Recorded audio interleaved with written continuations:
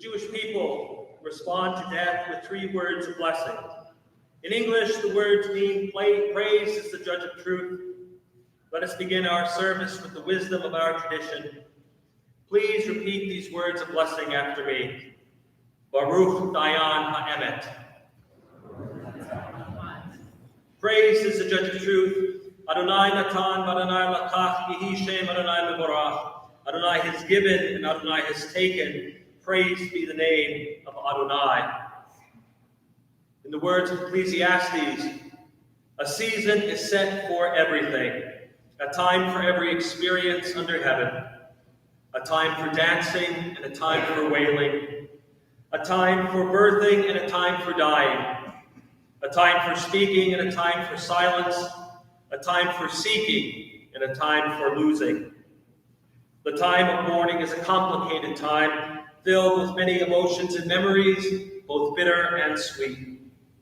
We begin our service with the recitation of psalms and prayers, thus linking David's life with the 3,000-year tradition of the people Israel and the eternity of God. A Psalm of David. Do we dare enter God's sanctuary?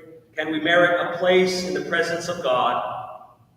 Live with integrity, do what is right, speak the truth without deceit. Have no slander upon your tongue. Do no evil to others. Do not mistreat your neighbor. Spurn a contemptible person, but honor those who revere Adonai. Never retract the promise once made, though it may bring you harm. Lend no money at unfair rates, accept no bribe against the innocent.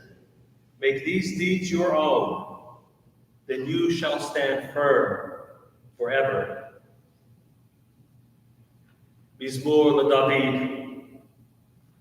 Adonai Roi Lo Echsar, Binot Desha Yarmitzeni, Almei Menuchot Yanhileni, Nafshin Yeshovev, Yancheni B'maglei Tzedek L'ma'an Shemo, Ki Gam Ki Elech B'geit Salmavet Lo Iraha, Ki Ata Imadi, Shivtecha Vishantecha Hei Me'yinachamuni, Taroch L'panai Shulchan Neged Soharai, the Shanta Hashemed Moshi, Kosi Rebaya, Achto V'chesed Yirdifuni Kol Yemei Chayai, V'shafti B'veit Adonai L'orech Yamim.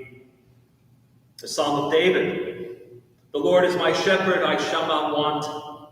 He makes me to lie down in green pastures. He leads me beside the still waters.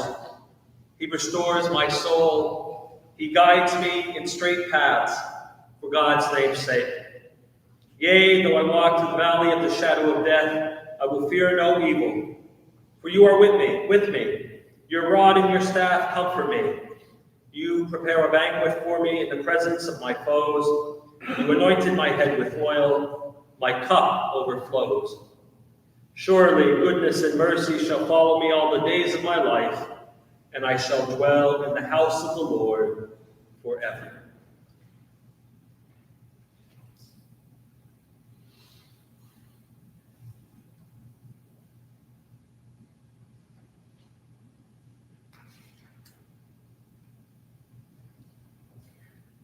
We are all destined to die. We share it with all who ever lived, with all who will ever be.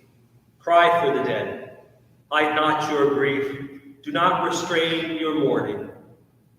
But remember this, that continuing sorrow is worse than death. When the dead are at rest, let their memory be a source of peace, and be consoled when the soul departs. Death is better than a life of pain, and eternal rest is better than constant sickness.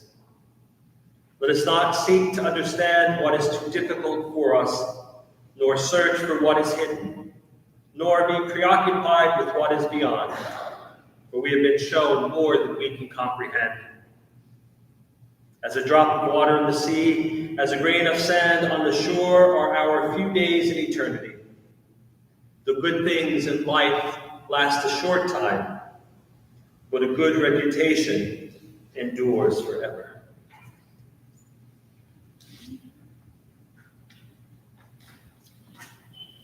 David Glick was warm and caring. He was generous and giving. He was funny and loved to laugh. David was a person who loved life. And he always had something nice to say.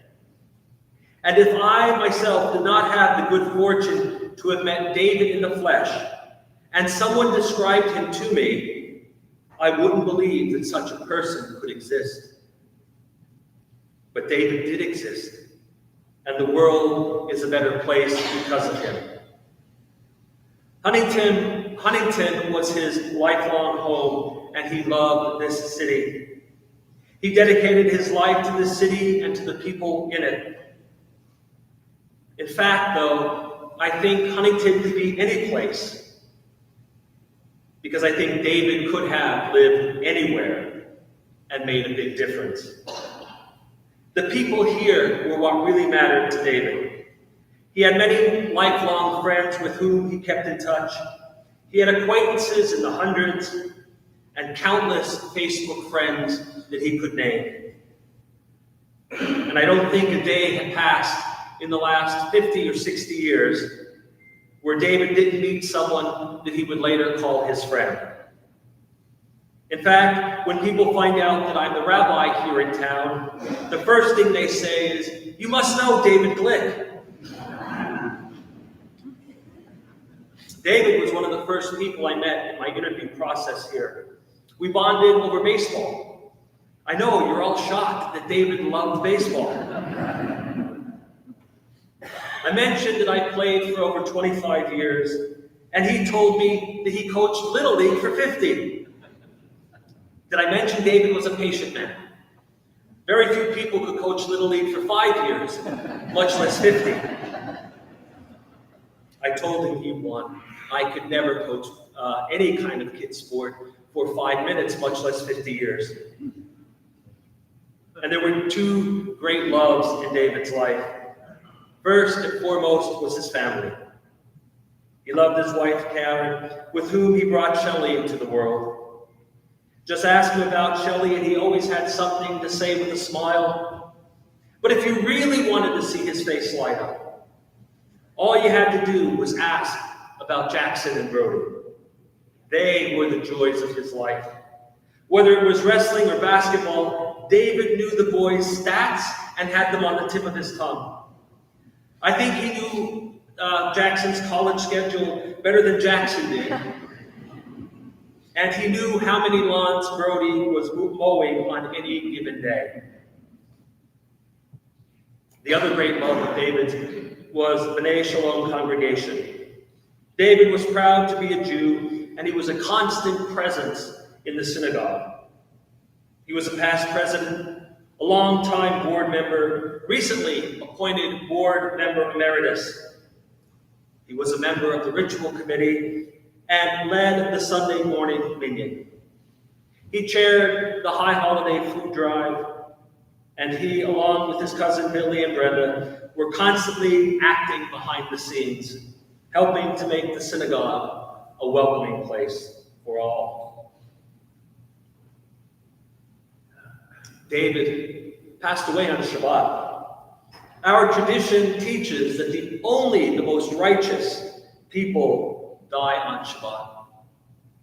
And unlike any other day, the people who die on Shabbat have their souls collected by God. Because God gives the angels, even the angel of death, Shabbat off.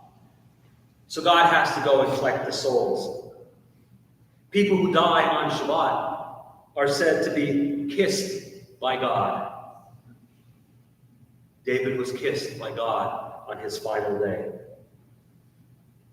There can be no replacing David. He was a once-in-a-lifetime kind of person. He was a true mensch.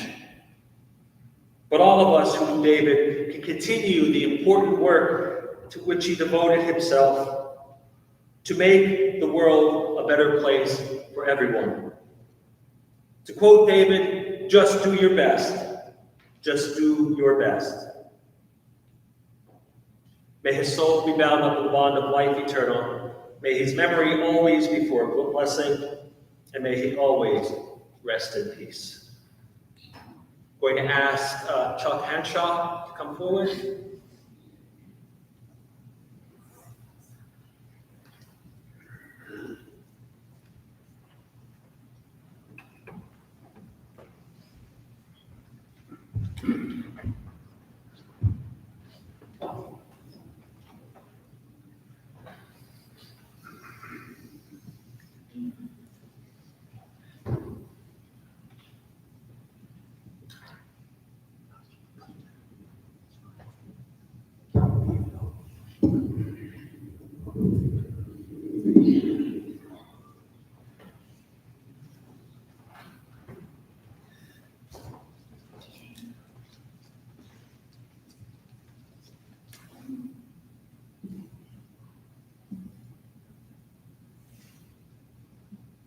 Thank you, Rabbi.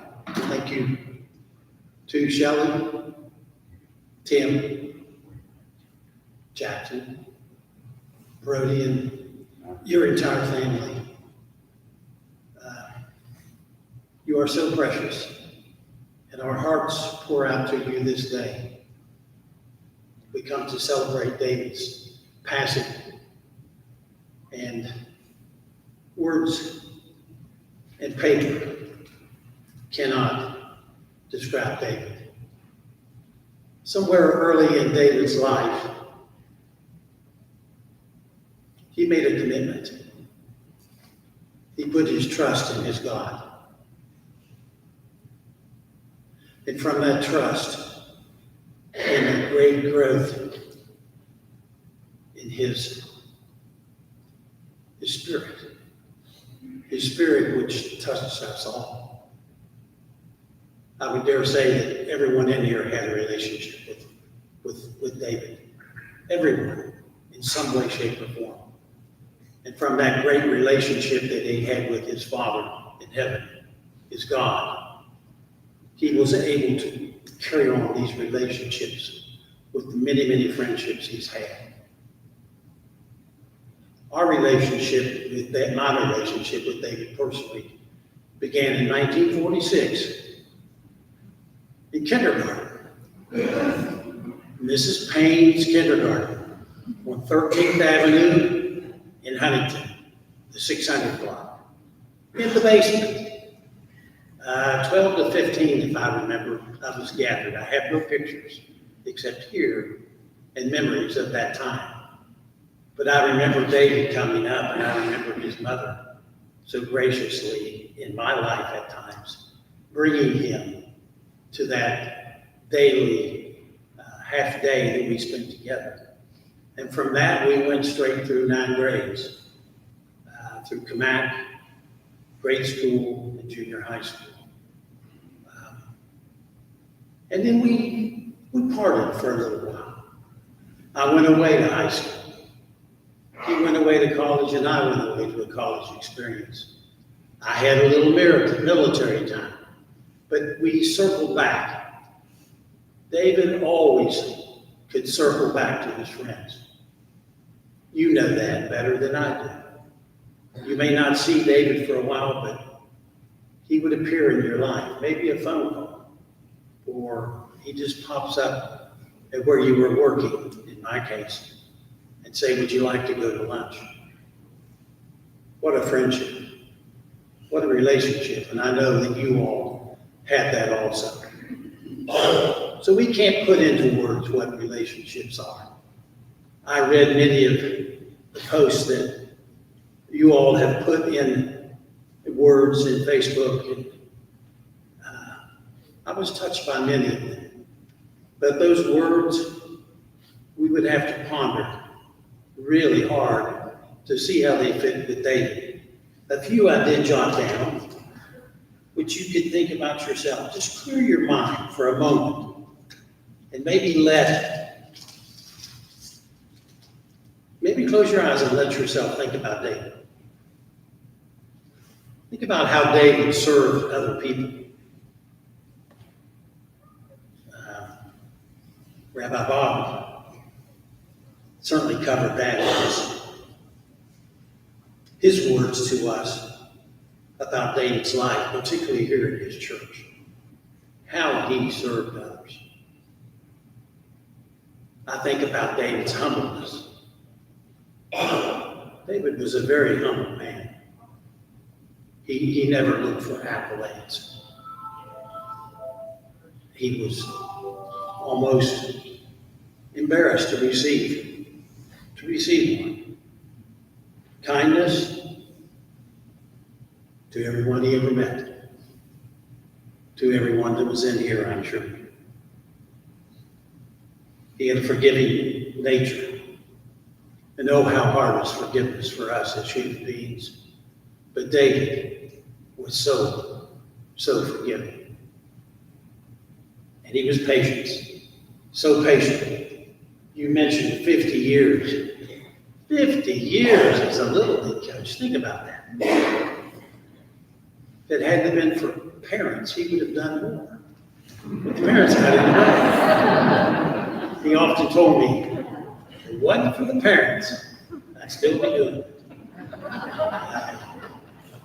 The joy and peace in his life. David had a joy and a peace that it just can't be described in words. It cannot be described in words. I tried to look up something that might tell us a little bit about David's deep happiness in life. I stumbled upon the first psalm, which, if I may read to you just the very first 3 verses. And they are as follows. Happy are those who reject the advice of evil men, who do not allow follow the example of sinners, or join those who have no use for God. Instead, they find joy in obeying the law of the Lord, and they study it day and night. They are like trees that grow beside a stream, that bear fruit just at the right time, and whose leaves do not dry up. They succeed in everything that they do. This was the life of David Allen Glick, our friend. We will miss him. We have our memories. Thank you.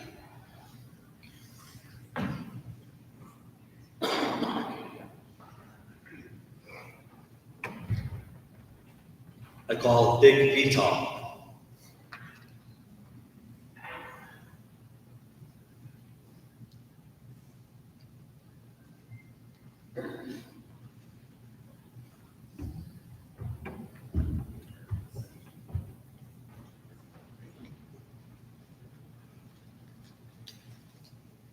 Those are 2 tough acts to follow.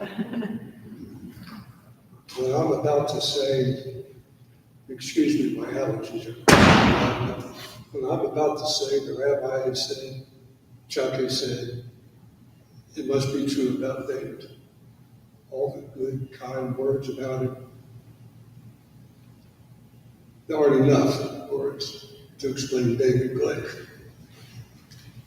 Yesterday evening, Shelley asked me if I would mind being brief, and I will be. Say a few words about David. Shelley has some of her father's characteristics. Can't say no to her. So here I am.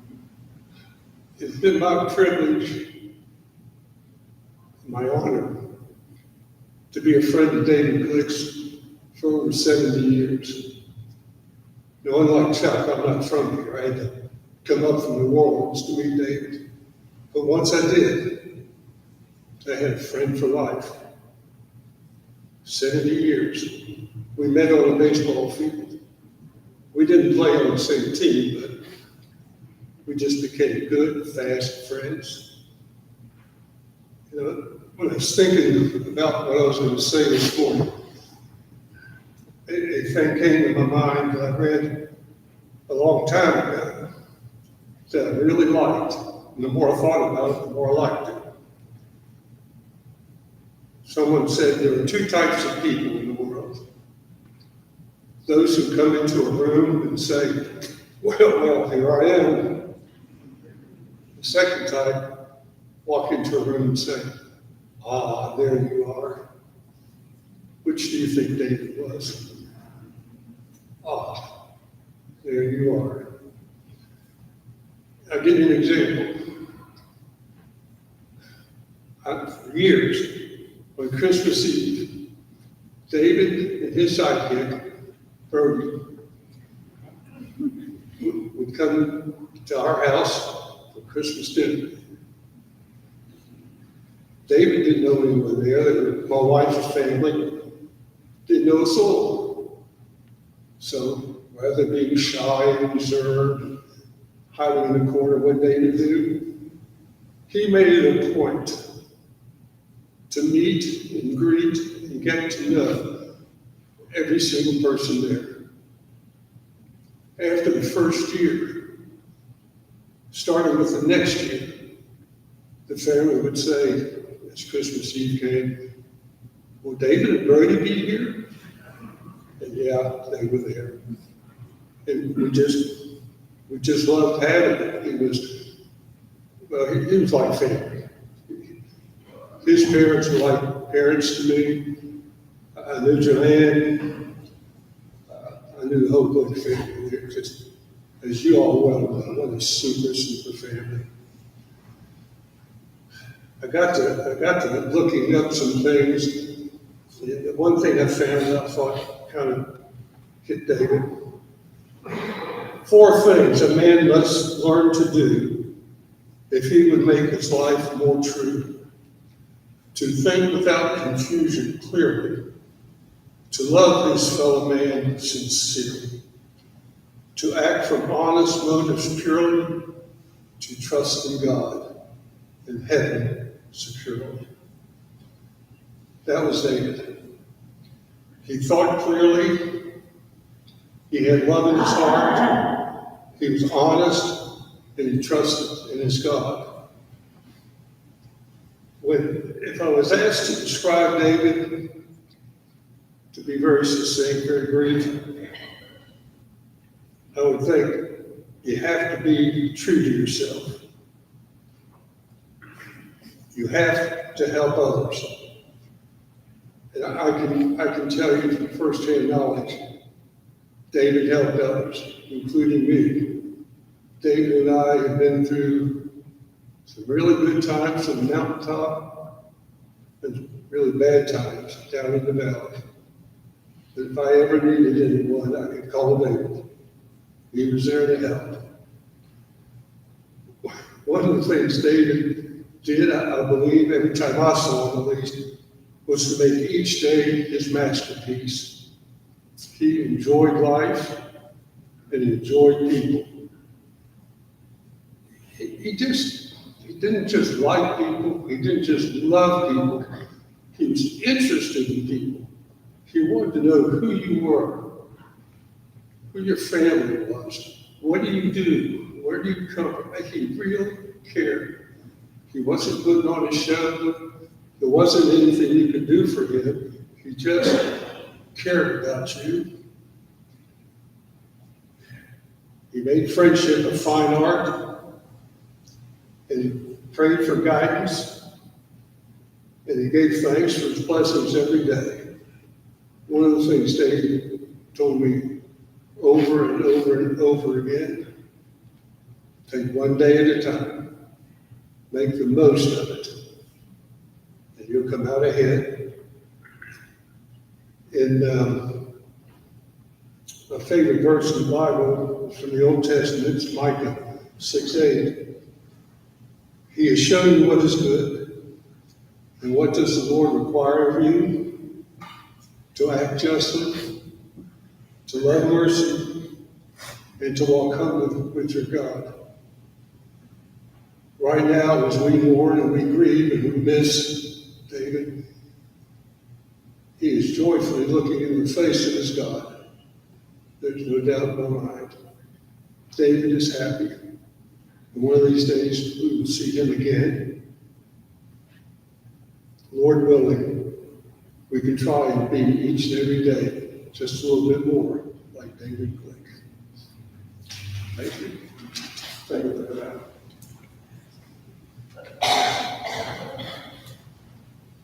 Di and Michael.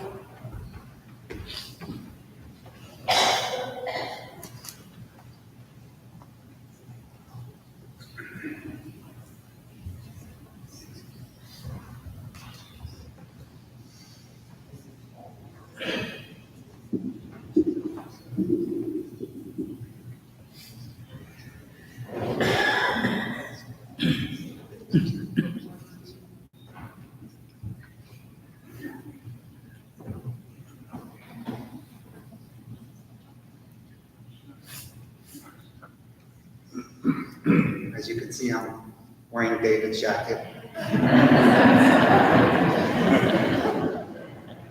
And it actually fits. I wouldn't have it any other way. So I'm going to read something from Nancy Tarvis, his cousin, my aunt, who couldn't be here today.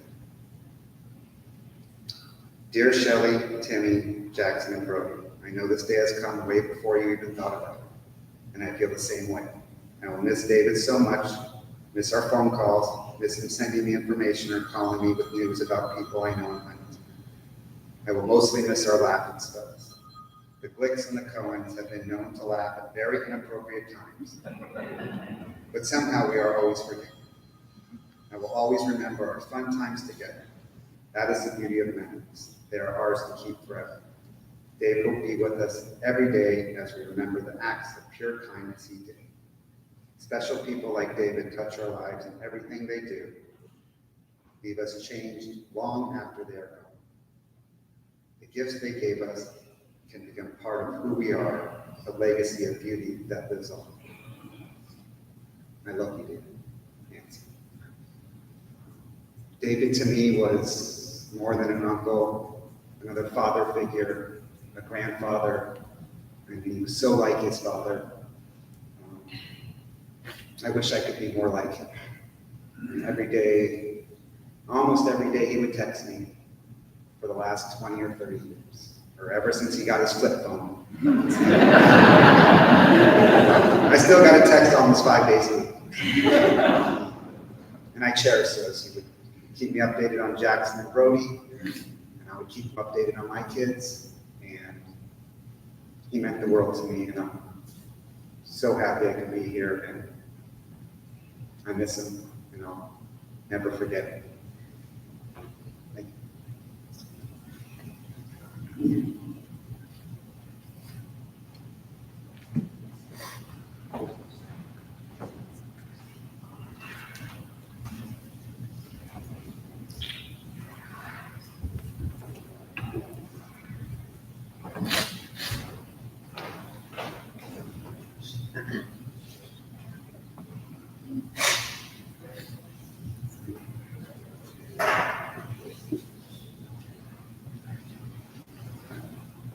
Good morning, ladies and gentlemen. My name is Mark Rosen.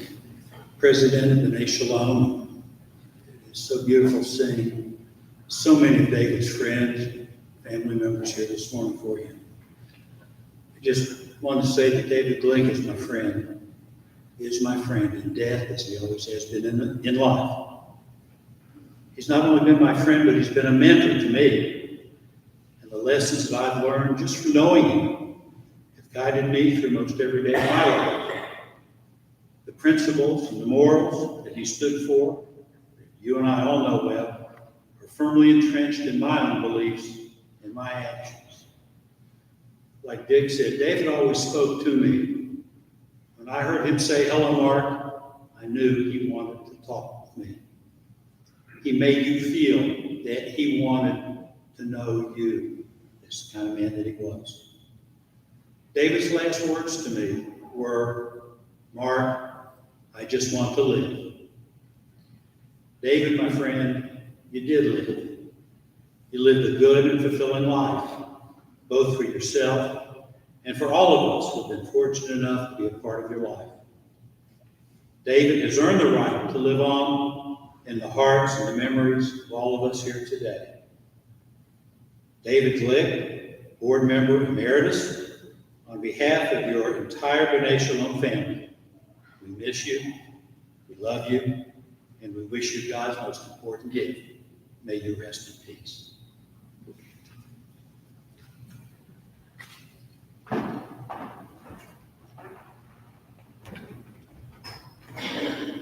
We would like to open it to anyone who would like to briefly share some recollections about David.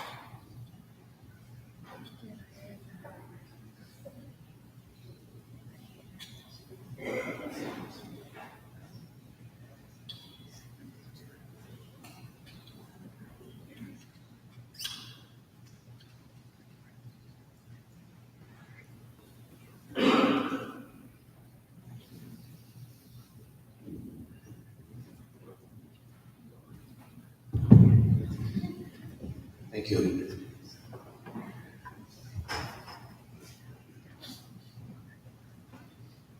I almost forgot what I was going to say.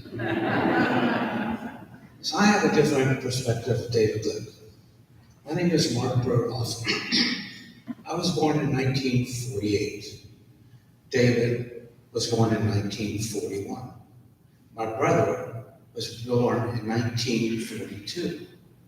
Billy Glick was born in 1942. So what does this mean?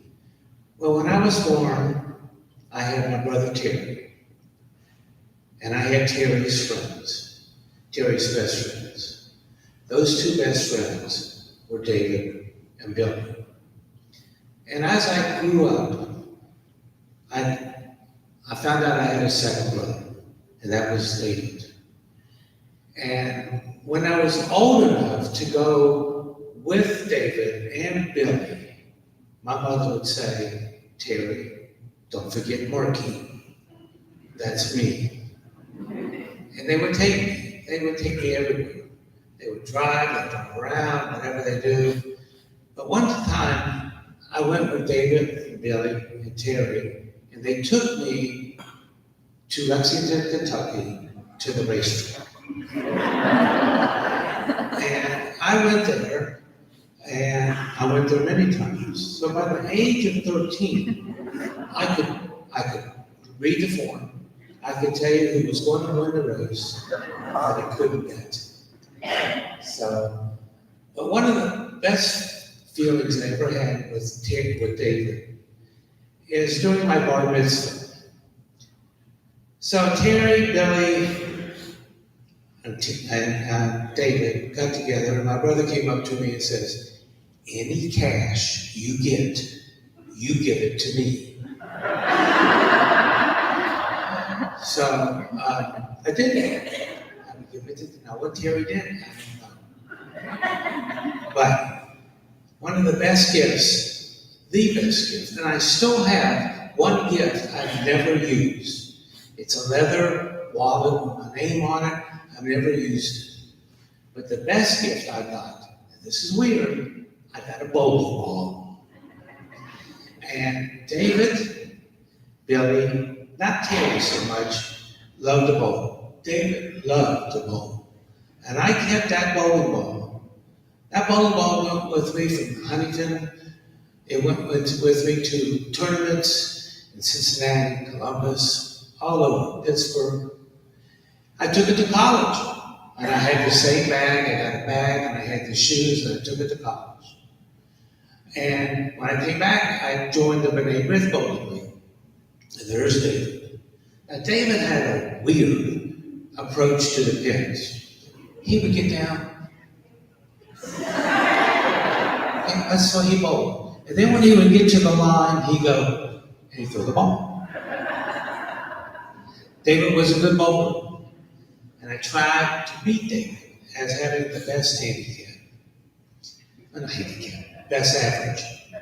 And it was a good fight. It really was a good fight. But I used that special bowling ball. And that special bowling ball let me beat David. And as my hand grew, I kept that bowling ball. And I would plug it. And then Mr. Frankel at Colonial Lanes would re-drill it, or somebody did, and I still had that bowling ball. So to make that long story short, this is all about bowling, okay?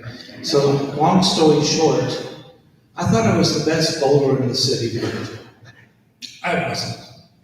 So I was bowling on a Sunday morning, and I missed a 10 pin. You don't miss a 10 pin. You don't miss a 7 pin. But I missed the 10 pin way over there. And I got mad at myself. And I came back, walking back to the bench, and I kicked the ball return. These ball returns are the ones that came up to the ground. I kicked it, and I broke it.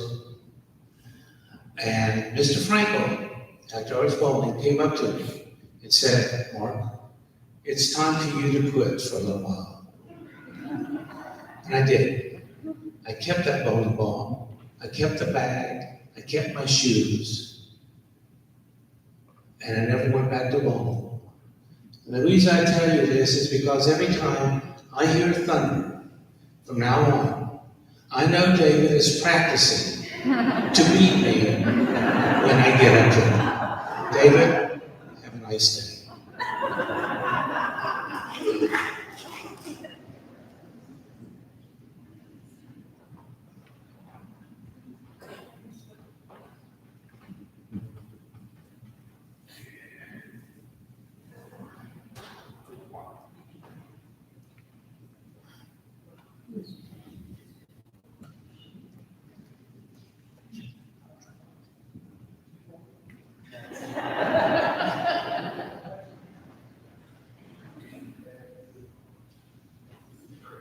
My name is Tony Ernest Brown, and I was David's barber.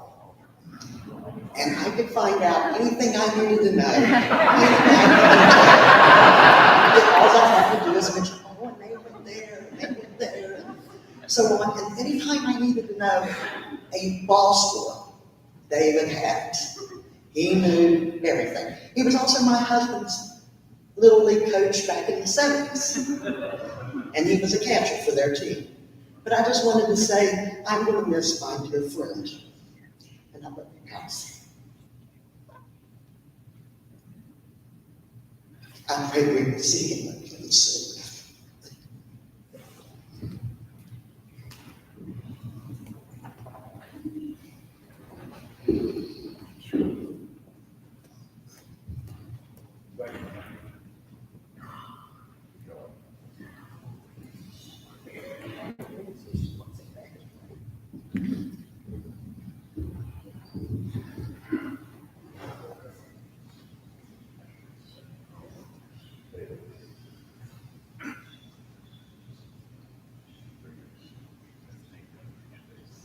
I'll ask everyone, please rise.